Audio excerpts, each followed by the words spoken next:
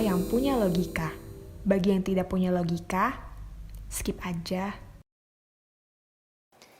Ada gorengan baru nih, judulnya Jokowi Membangun Dinasti Politik. Dalam kisah ini digambarkan, menjelang kemundurannya tahun 2024, Jokowi memperkuat tancapan kukunya dalam dunia politik Indonesia. Tuduhannya dia melanggengkan KKN, kolusi, korupsi, nepotisme. Yang dijadikan gorengan adalah fakta bahwa Gibran Rakabuming Raka, sang putra sulung Jokowi, secara resmi diputuskan PDIP menjadi calon wali kota Solo. Lebih jauh lagi, Gibran hampir pasti bakal menjadi calon tunggal. Pemilihan sebenarnya baru akan berlangsung Desember nanti. Tapi hampir semua parpol di DPRD Solo sudah menyatakan mendukung Gibran. Yang belum bilang mendukung tinggal PKS. Selain itu sebenarnya ada juga kandidat yang sedang berusaha maju sebagai calon independen, Bagio Wahyono. Tapi dia belum mendapat minimal 35.000 surat dukungan agar bisa maju lewat jalur perseorangan. Jadi lawan Gibran mungkin sekali kota kosong. Oh iya, supaya cerita makin dramatis ada pula cerita tentang Ahmad Purnomo. Dia adalah wakil wali kota Solo yang semula dikabarkan didukung Dewan Pimpinan Cabang PDIP Solo untuk menjadi wali kota di sana. Masalahnya Dewan Pimpinan Pusat PDIP tidak mendukung Purnomo. DPP menunjuk Gibran. Akibatnya Purnomo mundur. Tapi yang bikin drama adalah beberapa hari yang lalu Purnomo datang ke Jakarta untuk bertemu presiden. Seusai pertemuan, beredarlah berita bahwa sebagai tanda terima kasih Jokowi pada Purnomo karena bersedia mundur, Jokowi menawari jabatan di pemerintah pusat pada Purnomo. Dan kata berita itu, Purnomo menolak tawaran Jokowi. Ramai jadinya karena seolah-olah Jokowi ingin menyuap Purnomo dengan jabatan.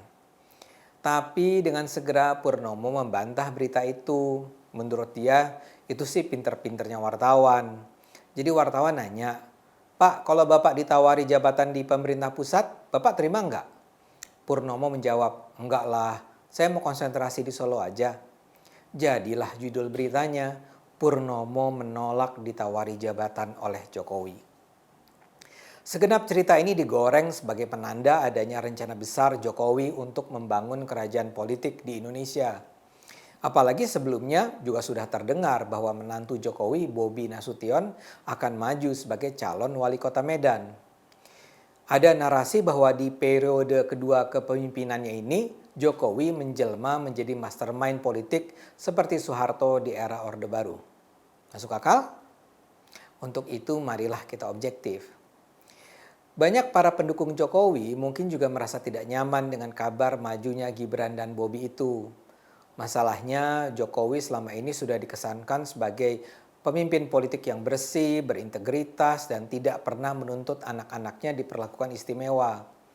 Karena itu masyarakat nyaman ketika Gibran dan Kaesang cuma menjadi pengusaha kuliner di level UMKM. Begitu juga masyarakat bersimpati ketika mendengar putri Jokowi, Kahiyang Ayu, tidak lulus CPNS. Image Jokowi memang menjadi seperti bigger than life. Nah, ketika Gibran dan juga Bobi ternyata bakal maju sebagai calon wali kota, gambaran itu barangkali meretak. Menurut saya sih, majunya Gibran itu merupakan sekedar langkah pragmatis. Tapi langkah pragmatis PDIP, bukan Jokowi.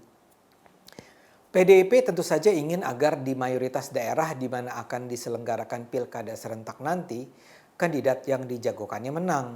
Dan dalam era demokrasi terbuka di mana rakyat memilih langsung pemimpin, popularitas kandidat jadi menentukan. Bukan ideologi, bukan komitmen, bukan loyalitas, tapi popularitas. Memajukan nama Gibran adalah langkah paling strategis. Gibran memiliki apa yang disebut sebagai Jokowi Effect. Ketika masyarakat Solo melihat sosok Gibran, yang diingat bukanlah terutama Gibrannya, tapi bapaknya, keluarganya. Memajukan Gibran adalah seperti menawarkan produk yang pasti laku dijual. Itu yang tidak dimiliki Purnomo yang semula diajukan DPC PDIP Solo.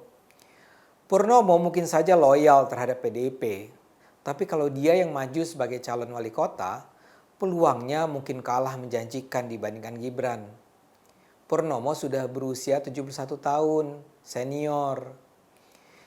Bahwa Gibran itu produk premium juga terlihat dengan besarnya dukungan parpol-parpol lain. Di Solo, 30 dari 45 kursi DPRD dikuasai PDIP. Sisanya diisi Gerindra, PAN, PKS, dan PSI. Semua parpol di luar PDIP itu selain PKS sudah menyatakan mendukung Gibran. Kalau ceritanya gitu, apakah ini merupakan bukti Jokowi sedang membangun imperium kekuasaan? Begitu juga Bobi Nasution. Yang mengajukan Bobi adalah Golkar. PDIP belum memutuskan. Kenapa Golkar memajukan nama Bobi? Pasti ada banyak faktor. Tapi salah satunya pasti juga Jokowi effect. Namun apakah ini berarti Bobi maju karena instruksi Jokowi? Saya sih meragukan itu. Bahwa Bobi dan tentu saja Gibran minta restu Jokowi ya pastilah dilakukan. Tapi yang ingin saya katakan, menuduh Jokowi sedang membangun imperium kekuasaan politik keluarga di Indonesia sangat berlebihan bila yang digunakan sebagai indikator adalah majunya Gibran dan Bobi. Apakah ini berarti Jokowi mempraktekkan nepotisme? Gini ya, nepotisme itu berarti favoritism. Jokowi nepotis kalau dia menggunakan kekuasaannya untuk membagi-bagi jabatan ke keluarga atau kerabatnya atas dasar kedekatan dan bukan karena kemampuan. Atau menggunakan kekuasaan untuk memfasilitasi keluarganya memperoleh keistimewaan saat berpolitik atau berbisnis. Kalau Gibran tiba-tiba memperoleh hak untuk menyediakan makan siang untuk seluruh pegawai kementerian, itu nepotisme. Kalau saat berkampanye Bobi Nasution mendapat peralatan sound system milik negara, itu nepotisme. Kalau Kahiyang Ayu tiba-tiba lolos jadi PNS karena secarik surat pengantar dari Jokowi, itu nepotisme. Tapi bahwa Gibran maju sebagai wali kota Solo tanpa penantang, ya itu mah bukan nepotisme. Yang memutuskan memajukan nama Gibran itu DPP PDIP. Yang memutuskan Purnomo mundur ya DPP PDIP. Kalau belum yakin juga, ya kita lihat saja nanti pada saat kampanye. Ada tidak pengistimewaan yang diberikan pada Gibran atau Bobi? Jadi jangan hakimi dulu. Kita lihat saja dulu. Tapi di sisi lain, soal dinasti politik itu tentu saja bukan sesuatu yang dengan sendirinya buruk. Megawati dan Puan Maharani adalah contoh dinasti politik. SBY dan AHY adalah contoh dinasti politik. Di Amerika Serikat kita mengenal keluarga Kennedy. Juga ada keluarga Bush. 3 periode kepresidenan di AS dipimpin oleh George Bush dan George Bush Jr. Jadi ya biasa-biasa saja. Ada contoh dinasti politik yang melahirkan politisi buruk, ada yang baik. Tidak ada yang salah bagi seorang anak politisi untuk kemudian juga maju sebagai politisi generasi berikutnya. Dalam kasus Gibran, wajar-wajar saja kalau PDIP mengajukan namanya sebagai calon wali kota. Tingkat popularitasnya, kedikenalannya tinggi karena popularitas sang ayah. Dan dalam tradisi demokrasi terbuka, popularitas memang menentukan. Ada yang terkenal karena dia adalah selebritis, ada yang terkenal karena gayanya, ada yang dikenal karena kinerjanya, tapi ada juga yang terkenal karena keluarganya. Karena itu yang bisa dilakukan adalah terus menjaga para pimpinan pemerintahan untuk terus mengabdi pada rakyat, terlepas dari proses pemilihannya.